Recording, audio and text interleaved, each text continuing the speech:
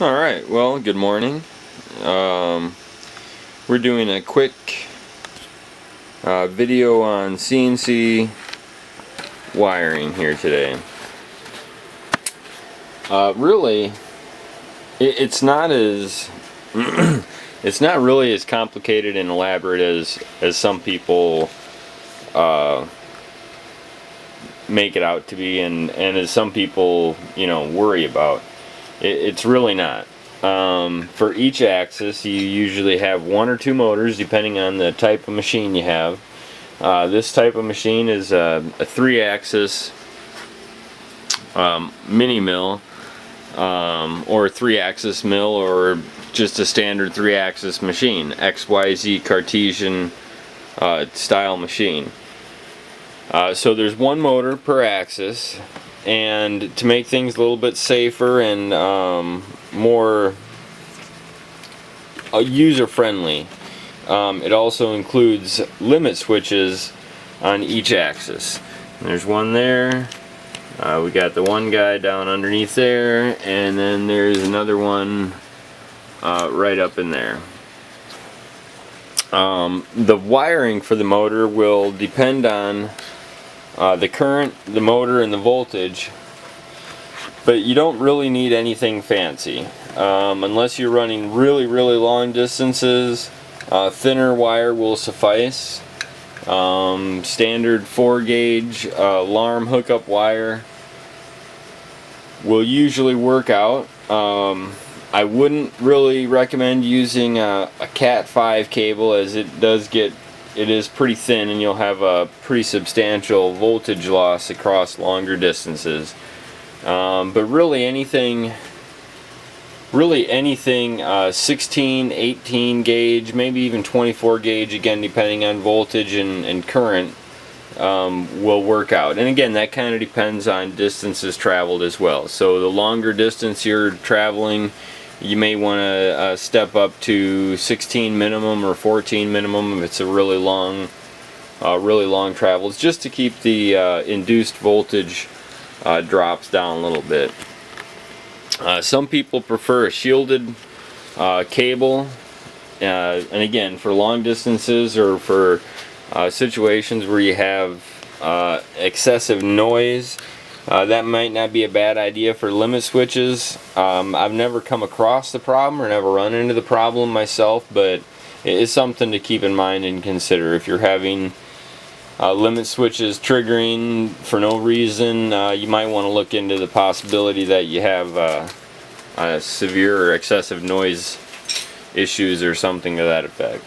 One thing to keep in mind, though, is to try to keep your signal wires away from the motor drive wires as much as possible. In this very hard to see at this moment situation, my signal wires are actually right here, and my motor drive wires exit straight down, and they cross at a 90 degrees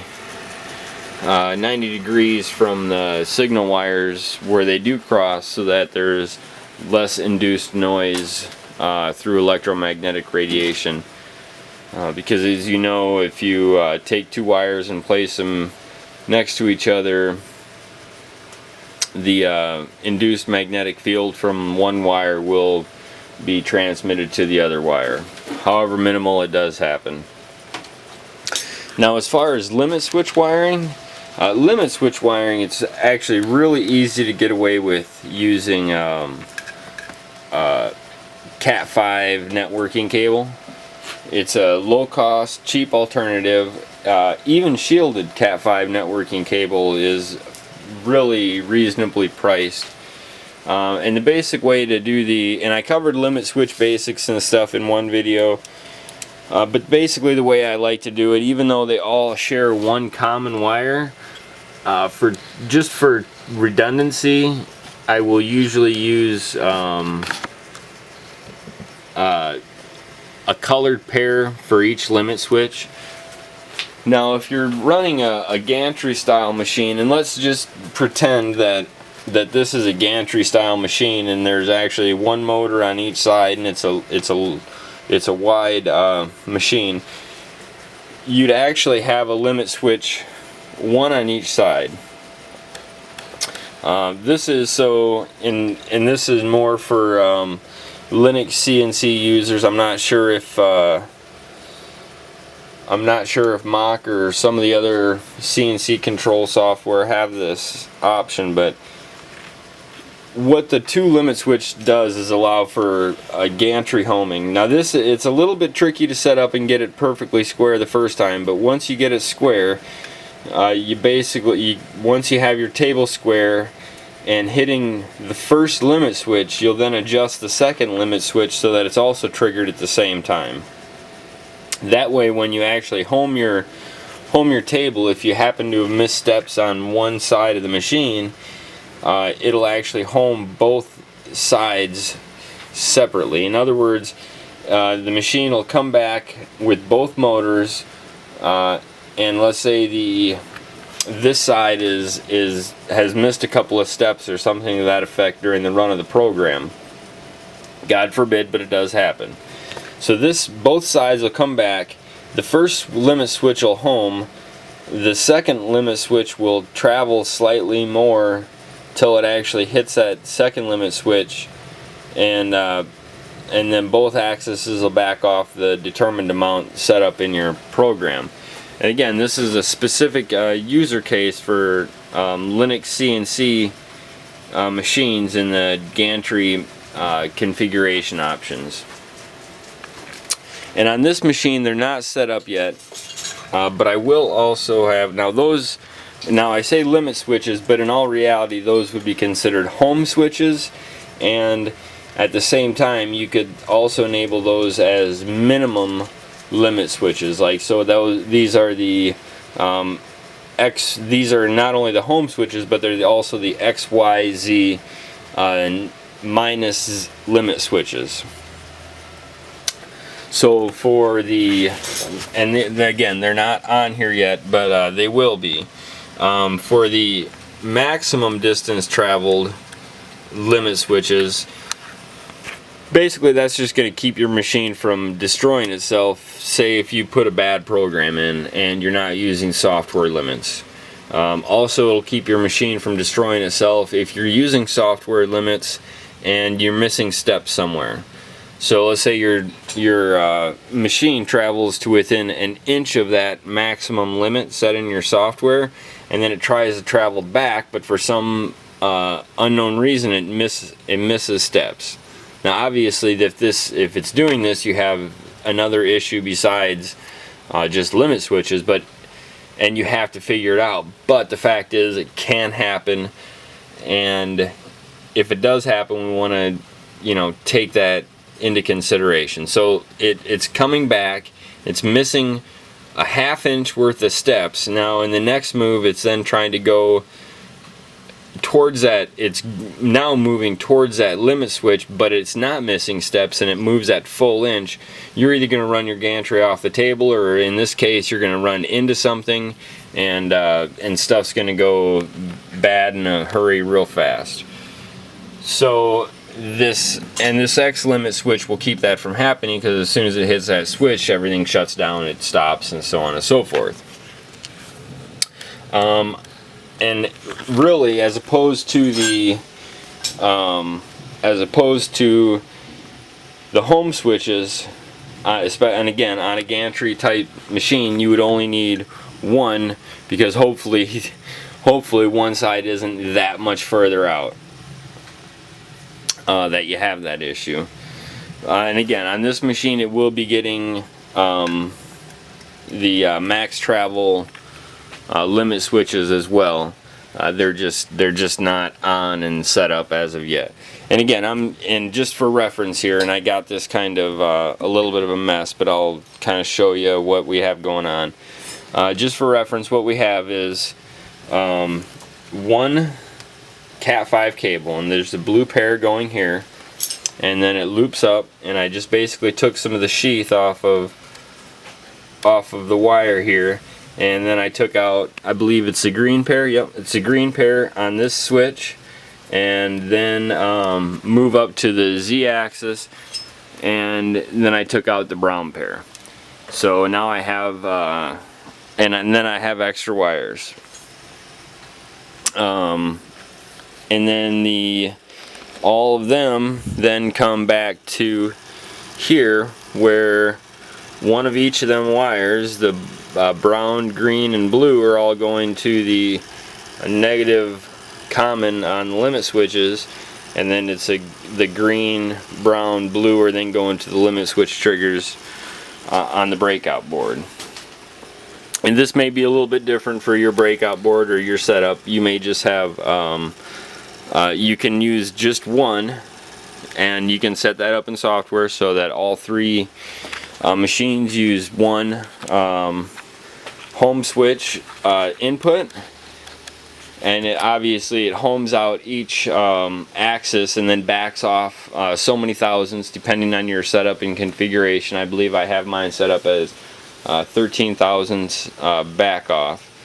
And one thing to note, and I don't have this on, so it might be a little bit difficult to show here, but it triggers and then it lets off a certain amount before it untriggers.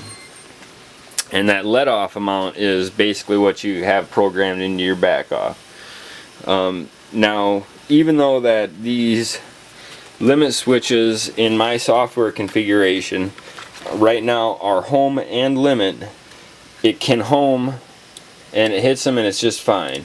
But if it hits them again when not running a home sequence, it actually triggers the limit. Then I have to go into the software and disable the limit switch, and then back off my table off the limit switch, and then I can, and as soon as it backs off, the whole software resets and configuration resets and so on and so forth. So that's, I mean, that's really about it as far as limit switch and home switch wiring. I guess a couple more things here. As far as how I have these limit switch sets set up, there's actually one of these is ground, and then the other one is the positive, the trigger input. And I guess you could kind of consider it a positive. So there's 3 common wires from all 3 switches and then 3 separate input triggers. The way these are wired up is as normally closed. So that way when the machine actually hits the switch, it's actually opening the switch and breaking the connection. The reason for that is, let's say a part drops off or something, just something silly happens, and the machine itself, the wiring itself is damaged or cut, or you know, a rat goes in behind my wiring scheme, and I mean, I live in Florida, my windows are always open, that's a possibility. Say a rat goes in behind there, or a squirrel, probably more likely actually a squirrel, tree rats, chews up a wire. If a wire is broke, the limit switch is triggered, and then I would have to, or even say a wire even comes loose from one of these shoddy Chinese terminal connectors. I would then have to go in and figure out why that limit switch is triggered, even though my table isn't at the switches. If I had this wired so it was wired to the switch normally closed, yeah, and that's the way it's wired. It's wired so that the switch is normally closed. I'll have to go back and review and see what I said. So the switch is normally closed, and when the machine hits it, it opens the switch and breaks continuity and contact on the wiring. If I had this so it was normally open, like you would almost normally think a switch should be, and the table hits the switch and it closes the circuit, if a wire breaks and the machine comes back and it starts running back and it hits that switch and it doesn't know it hits the switch because a wire is actually broke somewhere in the circuit path, or a wire is disconnected or something to that effect, then you'd have no idea and the machine would just try to destroy itself. So I think that kind of covers, really, I think that really does kind of cover limit switches and again, motor wiring. This is a 4-wire motor. I'll do another video on 8-wire motors here shortly, I hope, as there's a couple different ways to wire the 8-wire motors, and that's basically wiring coils in series and parallel or singly. So I hope that answers a few questions, and if not, go ahead and leave a comment or something, and thanks for watching. I appreciate it. Have a good day.